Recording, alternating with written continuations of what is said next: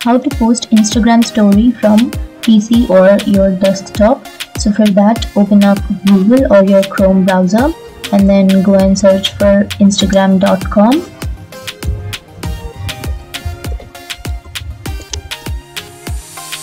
And then it will take you to your Instagram if you have already logged in. But if you have not logged in, then you can go and just enter your details and log in. And after that, you can see that you will not have a story option here. What you have to do is on the free space, right click on it and then go to inspect, and you will have a page which you can see here. And then what you have to do is go to this one, click on it, and now you will have a mobile version. And what you have to do is go and refresh your page,